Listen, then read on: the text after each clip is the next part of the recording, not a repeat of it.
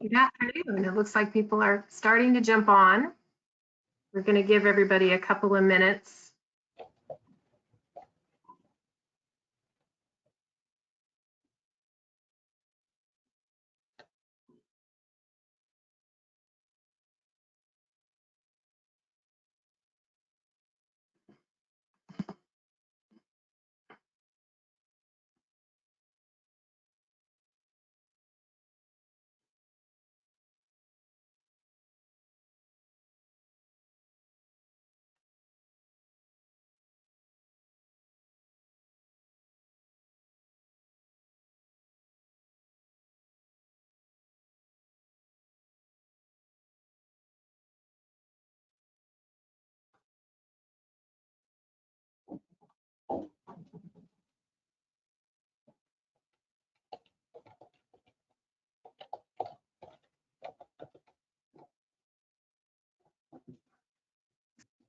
Well, we're going to let people kind of jump on this call as we get going, and they can just catch up with us, but we wanted to go ahead and get going with this today. First of all, thank you for joining us. As budgets are tightening, every level of automotive advertising today is more important than ever to make sure you're getting the best bang for your buck for every dollar that you're spending. One of the most effective ways of improving your ROI is by more clearly defining your target audience and reaching that audience with dynamic one-to-one personalized communication and eliminating waste. A little bit today about the presenters. I'm Syringa Ortega, and I've been doing this automotive marketing experience for 25 plus years. I've worked in all levels, tier 1, tier 2, and tier 3. I started out as a media buyer and then worked in-house as a marketing director for dealerships at the tier 3 level, both for small and large automotive groups. I've worked in client service and strategy for agencies and providers at all 3 levels. And if you want to know my why, I would show you pictures of my babies, but they're both grown up. They're men and college grads with CPAs. A couple of years ago, I moved to California and I've fallen in love with the beach. So if I'm not at my desk working on automotive marketing or on my Peloton, you'll find me at the beach. And Eric, I'll let you tell everybody a little bit about yourself. Yeah, thank you. My name is Eric Mercado. I am the president and co-founder of WeDrive Automotive, which is a personalized marketing firm based here in Atlanta. Been in the business of automotive marketing for about 16 years now. Worked at different levels as well, tier 1, 2 through 3. Work right now with just over 300 dealerships every single month, providing marketing services with our team here in Atlanta. My why is my family, my beautiful family, my wife Jennifer, my son Anderson, my 2 daughters Kelly and Sophia. So anybody who's ever been in a presentation of mine, whether it's at Digital Dealer or JD Powers or any of those speaking engagements, 020 groups, I always try to start by giving you a glimpse into my personal life, which is my beautiful family. So we appreciate your time today. We look forward to telling you more about our business and how we can help you guys through audience marketing. Which brings me to our business. So WeDrive Automotive is actually part of a family of brands. You may have seen this in your weekly email marketing cadences, texts, conversations at Dealer 20, but we are all part of the same thing. The Force Marketing itself manages well over 400 different dealership digital marketing services. Recently, we acquired Goal Space Marketing, which is a fixed operations and loyalty business. We have a platform and tech development team from Phoenix Technologies, and then WeDrive handles the email, mail, text, personalized marketing components of the business. As a family, we work with a lot of dealerships. We'll kind of jump into that. But this is just to show you that we basically integrated services to cover the entire customer buying journey, which really qualifies us to discuss what we're going to discuss today when it comes to audience first marketing. With the acquisition of Goal Space Marketing, we work with about 860 dealerships. We have over 100 marketing experts located throughout the country, whether they're in market or right here in our dual headquarters in Atlanta, Georgia. We currently work with 8 different franchises from a certified digital operating perspective. We're premier partners of most of the primary digital marketing partners. This is really not meant to impress you, but more to impress upon you that we know what we're doing. We've been vetted. So a lot of things that we talk to or display here today, if you could take away one of those that could help you be more efficient in your marketing efforts in 2021 to close out the year, or even 2022 going forward, then it was time well spent. I'll cover off on our agenda today. Eric will begin with a brief overview of where we currently stand in the automotive State of the Union today. And then we'll go over sort of an educational and explanation of the first, second, and third party audiences, different ways to use them. Then we'll talk about ways that you can communicate with that audience once you've identified them. And we'll finish off with some examples of dealerships that have used these strategies and been very successful. Stay tuned. At the end, we will draw 3 winners for a $50 Amazon gift card, but you still have to be on the call. So hopefully you stay with us the whole time. If you have questions as we're going, just use the chat feature and we'll try and answer them as we're going along, or we will have time at the end for questions and answers.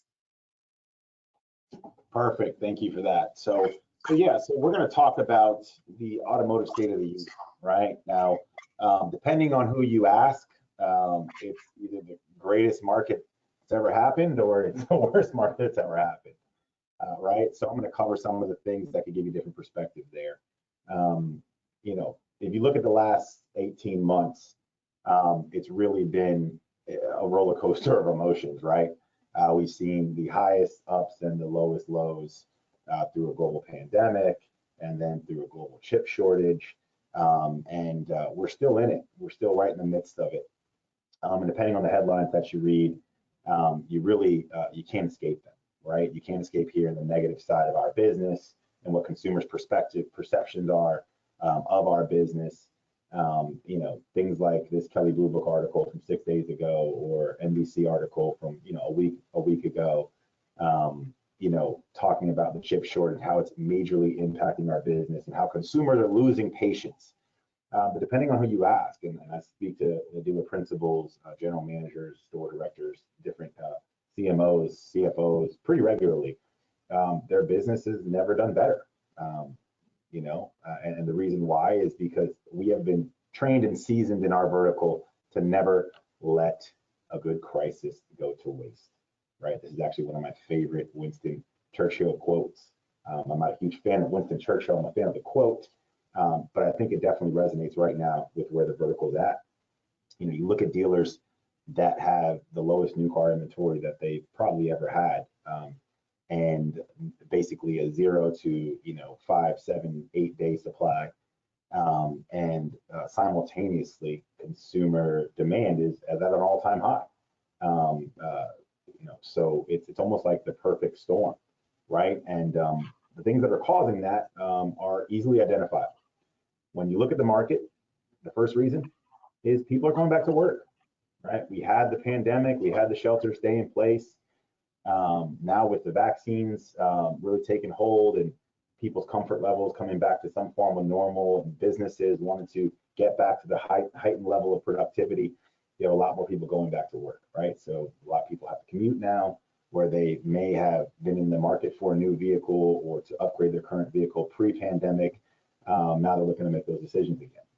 And you have already 2 rounds of stimulus checks that have hit. You have a 3rd round coming.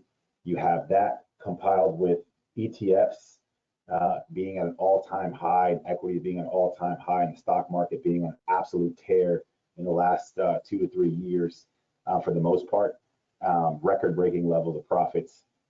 And there's a lot more cash in hand, a lot more expendable income. Simultaneously, you have unemployment levels have gone back down to some normal levels, right? It's about 1% above our national running average over the last 5 decades, versus just during the pandemic, it was 14, 15%, 3, 4x higher than it's been almost ever. And then the last is on the dealer side of things, more from a profit perspective, but there's been a massive shift away from low-cost vehicles. When you look at some of the dynamics around which vehicles have the highest demand, the average transaction prices, there's been a huge shift. So I'll touch on that here in the next slide. Consumer demand is very pointed right now. You have the bulk of consumers, almost 70% of the shopping and buying market, are looking at vehicles that are priced new at an average of $39,900, so basically 40 grand. And then you have the same consumers looking at used vehicles that have risen to prices of right around 23,000. Simultaneously, the increase of wholesale vehicles or trades has risen to 17,000, right? So this is statistics taken as of last month on vehicles. And the reason for that is the type of vehicles consumers are shopping for have higher prices. I mean, super simple as that, right? Technology has kind of leveled itself out. A lot of brands have leveled out their designs, right? The driving capabilities, the engines, the specs, the warranties, they're all kind of on par with each other. But the vehicle classifications that consumers are searching for the most interest in are pickup trucks, large SUVs, which come with a higher price point. So a lot of that is feeding to record level profits in the industry, right?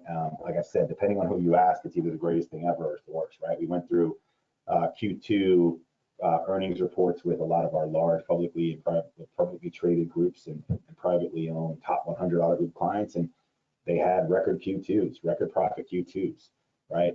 They're still having record per vehicle profits simultaneously. So they're selling less cars, making more money, less staff, and at the same time, they're getting equal or higher conversion rates, right? So they're getting more leads, more opportunity.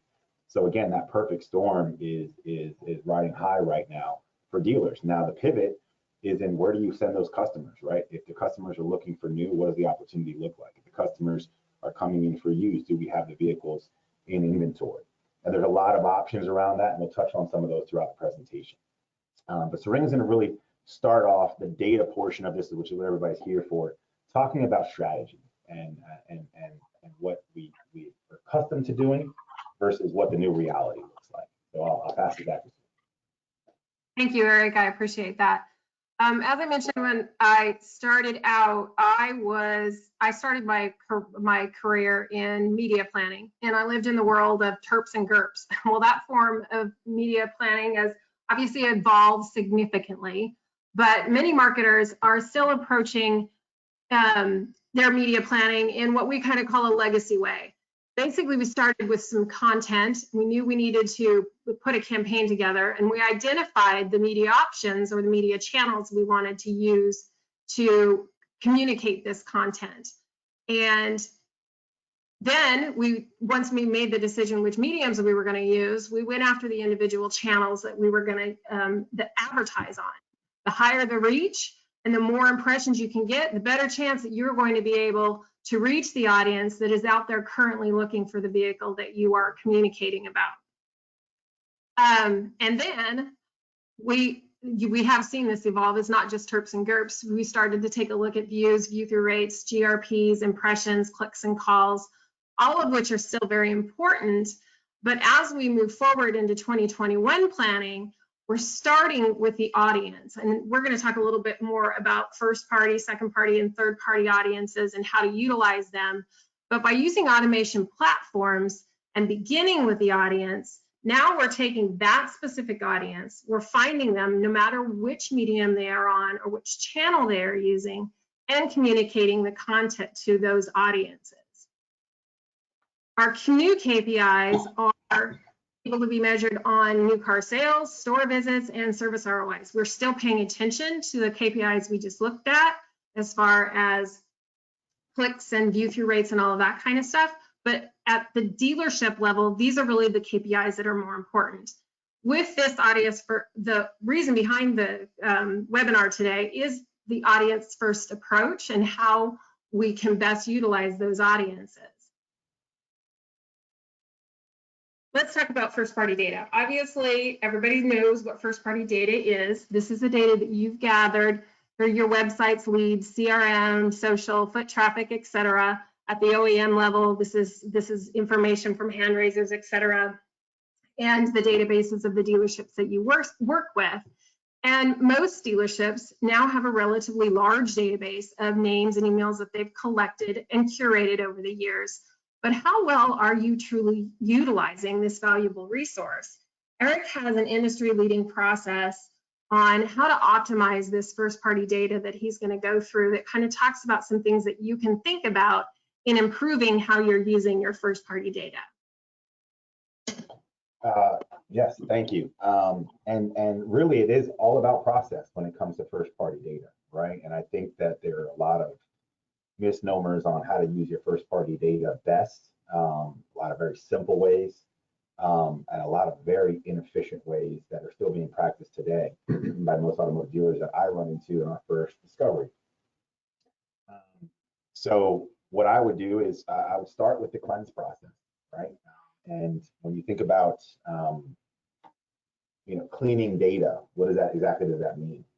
So you touched on our industry-leading process of optimizing the data. Well, it starts with cleaning the data. So we go through a 7-step hygiene process that includes national changeover address, CAS certification, deduplication, activity level scoring, making sure that customers actually live where they live, making sure that customers actually have deliverable marketing, haven't moved, and then what we do is we go through a second step of data enrichment, right? And this is really, really important. When we start thinking about taking a dealership database, what we find is that on average, between 22 and 36% of the data is inaccurate, it's invalid, it's undeliverable. It may have been a process of where they were just backfilling emails that weren't provided with a simple baseline email, or the emails are inaccurate, or somebody fat fingered different records around. There's a lot of wasteful data. So if you don't go through the cleanse process, you're not eliminating the initial round of waste.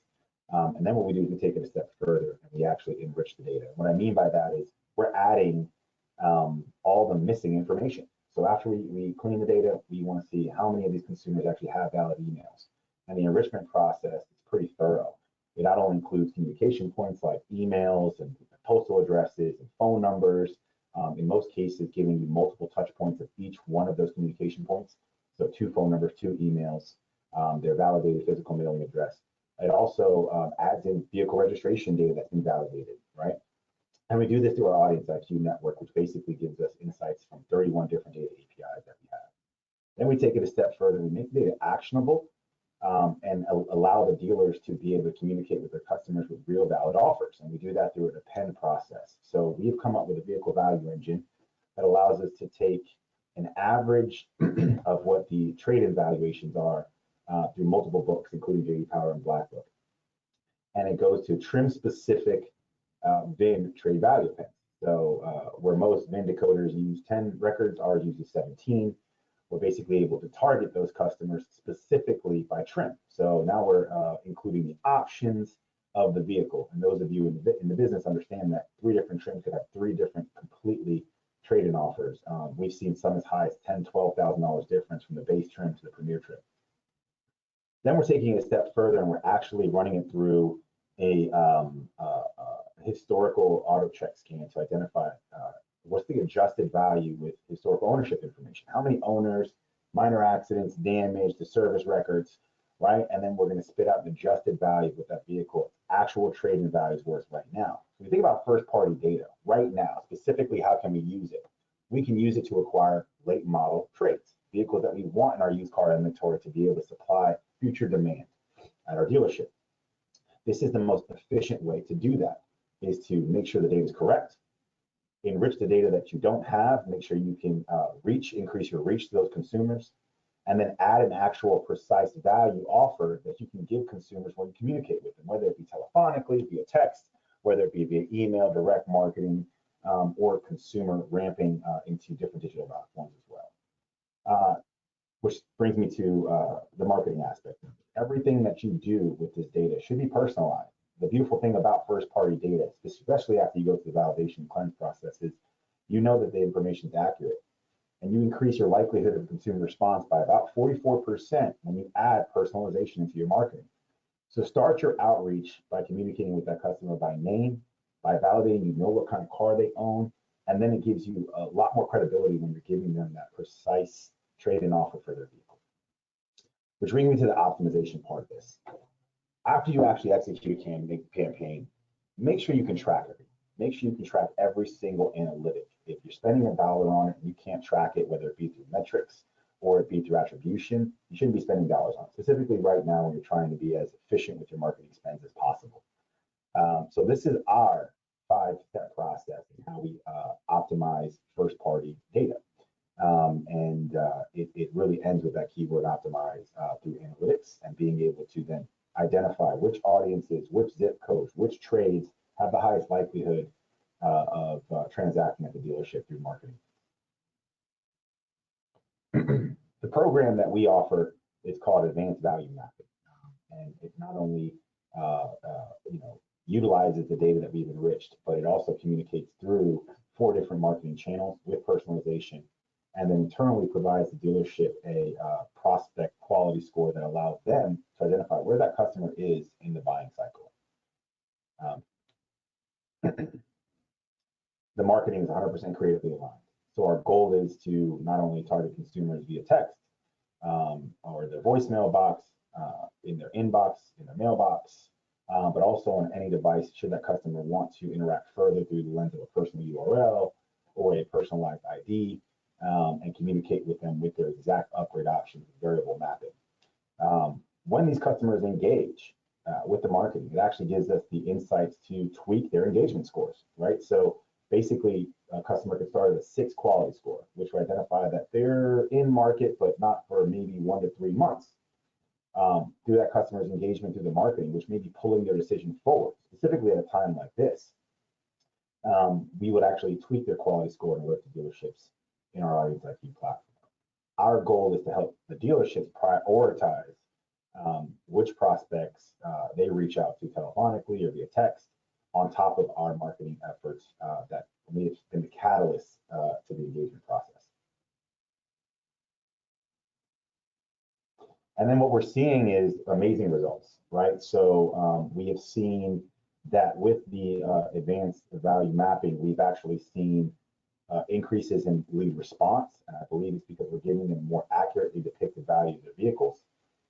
Sales that have actually come from customers that have traded in vehicles has increased substantially over traditional books, and then the gross per copy has increased at the same time. So kind of the trifecta of what you would want to see with this type of a program utilizing first-party data: increased response, sales matches, and gross per copy, which means overall net profit.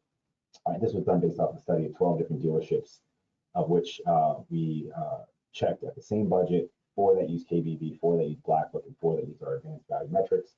And we were able to see that it by far outperformed any of the standard book and VIN decoder type campaigns. All right. Thank you very much for that, Eric. This is the most recently released J.D. Power Automotive Brand Loyalty. And the interesting thing, it kind of depends upon which brand you're in, but for the most part, overall, we actually, over the past year, saw an increase in brand loyalty.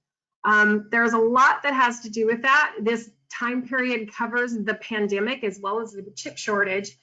And one of the things that J.D. Power identified is that people, when they were first coming out of the pandemic, were somewhat wary about it going to the dealerships. So they tended to stick with dealerships that they trusted. Hold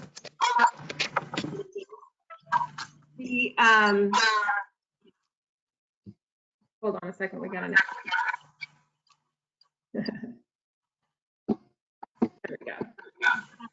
Sorry about that. Anyhow, going into the shortages, we had, because people have to work a lot harder to find the vehicle that they're looking for, they continue to want to work with the dealership that they trust. Trust is being the big word here. But as we take a look at these numbers, even if you are Lexus with a 51.6% brand loyalty, that still means that 48.4% of your customers are going to be new to the brand. And if you're Chrysler and you're looking at 14.4% owner brand loyalty, then 85.6% of your customers are going to be new to the brand, at least for this particular purchase. What does that say? That means that you need to conquest those people that are out there currently utilizing other brands. And that's where second-party data and third-party data comes in. Traditionally, second-party data was data limited to publishers, subscribers, and lists, and you purchased them from the publisher and you utilized audience and did a direct mail piece or an email to those particular people. But obviously, this has expanded significantly, particularly with what marketers are calling the death of the cookie, meaning you can no longer just trace these people and continue to advertise to them. And so here are some of the ways that second-party data has evolved. One of them looks more like a partnership. And the example that I have for this is last year in the latter part of 2020, Buick did a partnership with Amazon Alexa. Not only did they put Amazon Alexa in the vehicles, but they also did a marketing partnership with them where they utilized device information to retarget these people. And this campaign drove over 150,000 consumers to the campaign platform. But there are other ways that second-party data is active, and it can, device information is one of them. Login data is available based upon people's behaviors across websites, mobile apps, et cetera, and TV. But there's also transactional and geolocation data. Geolocation data is when you identify the mobile devices and their location by framing or fencing the location of your dealership and or the competitors, so you can identify people who are in market. There are multiple different vendors who utilize this. We work with a couple of them, but you are seeing an increase in this type of data. And then you can market to these consumers on their mobile devices and beyond that. Transactional data is data sold by credit card and retail companies that shows the buying patterns of consumers. But how do you combine your first-party data with your second-party data in order to create a campaign that is ultimately more effective? This is a product that we've recently launched called Service Drive that gives you an example of how we can combine first-party data and second-party data to reach this in particular is to reach potential service customers based on where they're at in their consumer journey. In this example, we do audience layering. So there's 5 different types of customers that we're hoping to reach and drive into the dealership to increase individual ROs as well as increasing overall ROI for the dealership as a whole. Your lifestyle customers, those are the customers that have been coming to you on a regular basis. Inactive customers, those customers that haven't serviced at your dealership in 11 months or more. Lost customer, those are the customers that purchased their vehicle at your dealership, but have never come back for service. Conquest, location-based consumers are those consumers that we've identified via their location that they have serviced there or physically been at a aftermarket service, an aftermarket service center or a big box type. Conquest based on purchases is people who I've identified that have spent money in these areas. The first 3 of those obviously are first-party data, but we're able to combine that with the second-party data of geolocation-based and transaction-based for an entire campaign. Furthermore, by utilizing our Drive platform, we can serve a different message to each one of those consumers, making the offer more in line with where that consumer is at.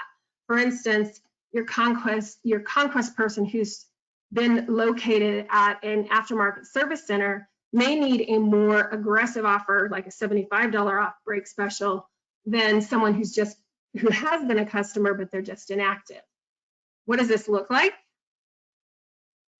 The overall video remains the same, but the message that is brought in for each consumer as it is delivered to them is specific to where they're at in their customer lifestyle. We have seen, and this actually has only been out for a couple of months, but for the dealerships that have participated in this, we have seen an average of a $32 cost per visit. All right, this brings us to third-party data. This is, by and large, the topic that most people talk a lot about. It's the largest amount of data that is available. In fact, Nextmark is a service that lists all of the different data that's out there and available. And right now there are 76,000 lists out there. So there's a lot of different ways that you can acquire third-party data. And I'll spend a little bit of time just talking about some definitions and some best practices. And then Eric will take you in examples of how it can be used. One of the first definitions I wanted to go over with you is aggregated data versus compiled data. By definition, aggregated data is collected and then grouped. And so the information that you get on that list is based on the group as a whole. Compiled data, also gathered from multiple sources and combined, but the information is attached to the individual record. There are a couple different reasons why a list company may provide you with aggregated data, but you're better off going with compiled data because the company that you're purchasing it from maintains the opt-in permissions per record. Here are the 4 different types of automotive targeting that are most commonly used. Owners, coming off lease, in-market intenders, and hand raisers. They're different list sources, but there are a few tips in what you need to look at when you're looking at these different types of audiences. For owners, it's important to be specific with the years because in this area, you're able to identify the customers that might be most likely to be in the market. A couple of questions you can ask the list owner or the list broker that you're working with on this. Is it original owner data? Is it bought new? Is it bought used? The more information you have about how the list is put together, the more effectively you'll be able to utilize it. Coming off lease is another segment of data audiences that is very effective. But something to keep in mind is you also need to take a look at the timing of it. Coming off lease, if, for instance, when we were in the pandemic and the OEMs were actually extending the leases and allowing people to just continue with them, we saw less effectiveness with those particular types of lists. In-market intenders is probably the area where it is the most available list and most commonly what you're going to be utilizing. But when you're looking at your in-market intender data list, look for recency. How often is that list refreshed? Ask the list provider that you're working with, or if you're having your agency do this for you, ask them how the buyers are removed. After a consumer is on a marketing intender list for a while, if they purchase a car, how often are those names removed from the list? Hand raisers typically come from the OEM or tier 2, but we have some programs that we've been putting together allowing people to showing you programs that you can, at the individual dealership, also gather information from people who are interested in vehicles coming up. Demographic selects. If you have asked for a list, an intender list or a coming off list, lease list, and it is a large quantity that is more than you are able to utilize for your particular budget or for the campaign that you're putting together, then adding demographic selects is a great way to narrow a list down to where it's more manageable for your budget. This is just a sampling. Different vendors have different numbers of demographic criteria selects that are available. Most of them have 30, 40, 50 different kinds. But you just need to be able to take a look at these and utilize the one that make the most sense for the campaign that you're trying to put together. Life trigger selects identify consumers who have recently gone through a life event that may impact their purchase behavior. This can be particularly beneficial because one of the biggest purchases that most people make after a life-changing event is a new vehicle. In fact, there are some list companies who actually specialize in life trigger data, and we have seen good engagement from them. Keep in mind, you might pay slightly more for this type of data, but if it's an audience more likely to buy a car, it's often worth it. Lifestyle selects can be very effective based on certain promotions, models, and or segments. If you are looking first adopters or techies, if you have a new vehicle with some great new IT, green households are particularly effective if you're doing something that is targeted to electric vehicles, or possibly sports fans if you have a specific promotion like win tickets to the Super Bowl, etc. And outdoor enthusiasts if you are advertising for a four-wheel drive. The list of ways that you can use lifestyle selects is literally endless. But there's one thing to be very, very wary about. Avoid the and. There's no such thing as a perfect prospect. Sorry.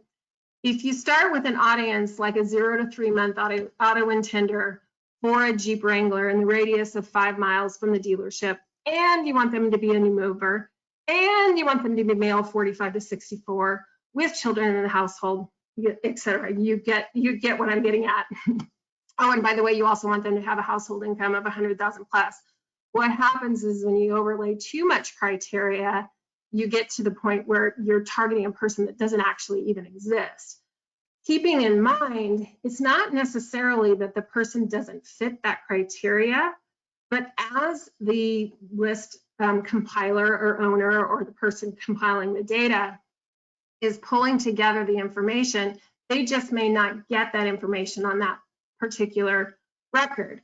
Household income is one of those that a lot of people don't necessarily want to report that. So even though they're in the market for a Jeep Wrangler and they actually make $200,000 a year and it would be a perfect prospect, you don't want to eliminate that record just because you don't have the information on it that they have a household income of 200,000 plus.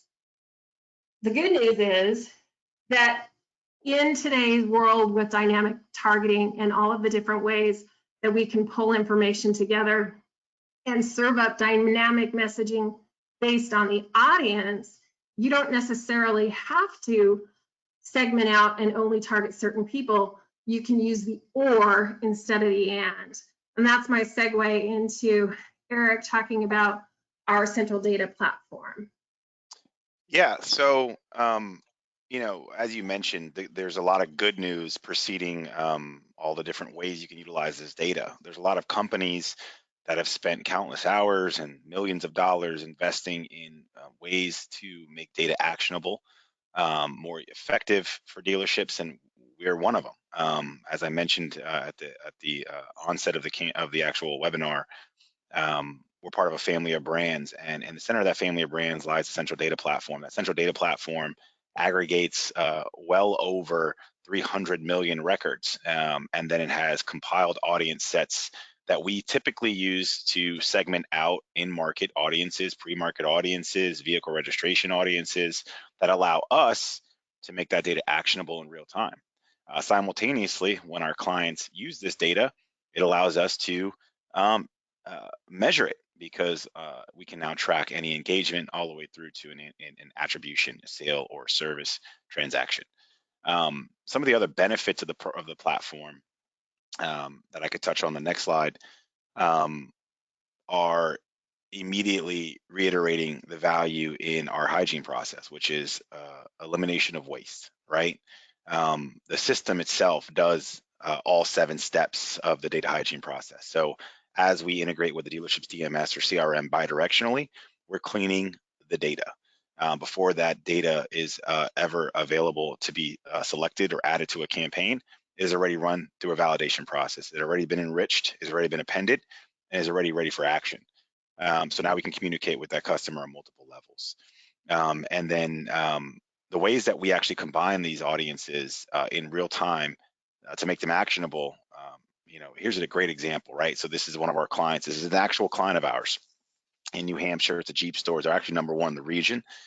If you were to break out their audience segments utilizing our audience first strategy, as we mentioned throughout this presentation, in its most effective manner, you'd see that their trade cycle customers range between 4,300 4,350 people.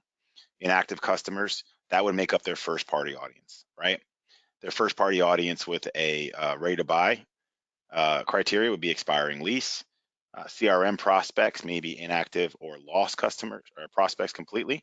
We could add that to our another layer of a first party audience.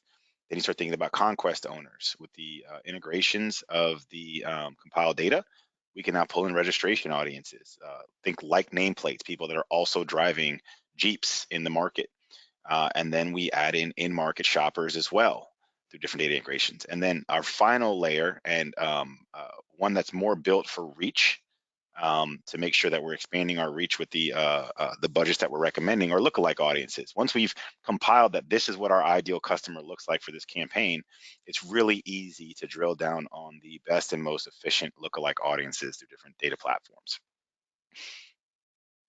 And then we make it actionable. So once we've identified these customers are in market and these customers will be considered wasteful to spend monies on, then we actually make it actionable through different marketing channels, right? So our entire suite through our company includes about 14 different channels under management. And we have the capabilities of communicating with customers through all 14 channels through one onset campaign. This particular strategy has led to some really strong success. One of the more recent case studies that we published was one of our clients in the Midwest, Jim Trineri Chevrolet. Is a top 30 Chevrolet dealer in the country. And even through the more recent struggles with inventory that he's been riding high on profits and actually pretty close to his new car sales volume all the way through the month of July, hitting records, month in and month out. We did a combination of an omnichannel campaign, including email, direct, Facebook, YouTube, OTT, CTV, streaming audio, and recapture. And this dealer saw an increase in leads of over 24% month over month. And throughout the quarter, increase in gross per copy up to $3,800, where he was able to sell an average of 49 units a month on the program, from converted leads through first party, second party, and third party audiences through this omnichannel marketing approach. The total recap of the campaign ROI was roughly 5,696 conversions that led to 191 match sales to conversion, 1,357 repair orders for a 68 to 1 gross profit ROI. So when you utilize this data first strategy, when you're focusing on the audiences that drive the most efficiency, when you validate and enrich the data before you ever execute a campaign, you too can generate ROI like this with a very targeted program. Go to the next slide. Which brings us to our webinar attendee giveaway. Hopefully, you were able to pull at least one or two things from this presentation that you can make actionable, whether it be working with your current vendors, acquiring the data yourself, executing internal campaigns or external campaigns. But if you stayed this long, we want to reward some of you. So go ahead to the next slide if you don't mind. The three $50 Amazon gift card winners, and this was randomly drawn, so if you didn't win, don't take offense to it. We're Mike Hatfield at goodcars.com. Thank you for attending. Thank you for staying the entire time. You were the first name drawn. Another Michael Nadeau.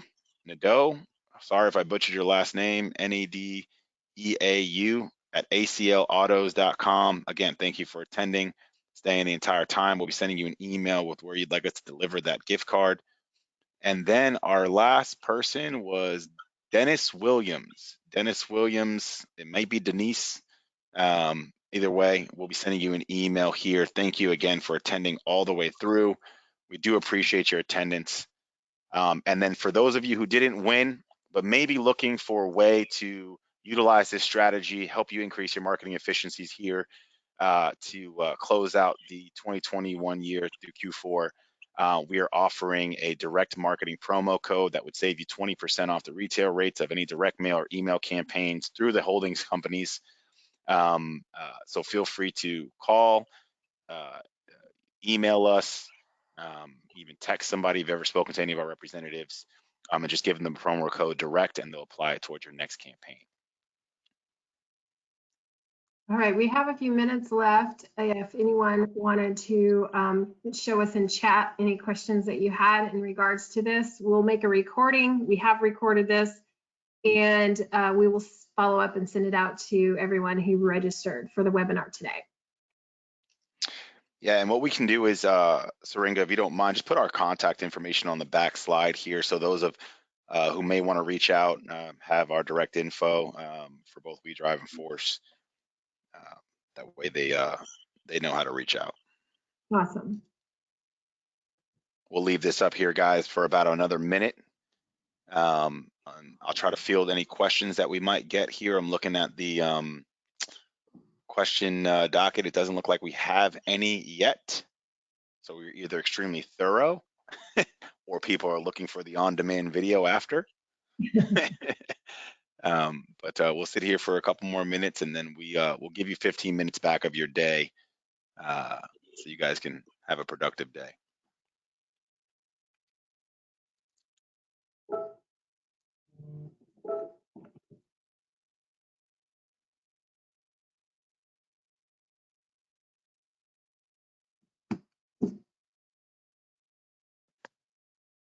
All right, didn't see any questions come in. I'm going to assume that means that we're not going to receive any. We appreciate your time, guys. Like I said, if you have any questions, concerns, if you want any insights, requests for proposals or information, feel free to reach back out to us. We'll send the deck out to all the registrants after the webinar, as well as the on-demand video link for those who couldn't attend. We appreciate you guys. Have a great hump day. Take care.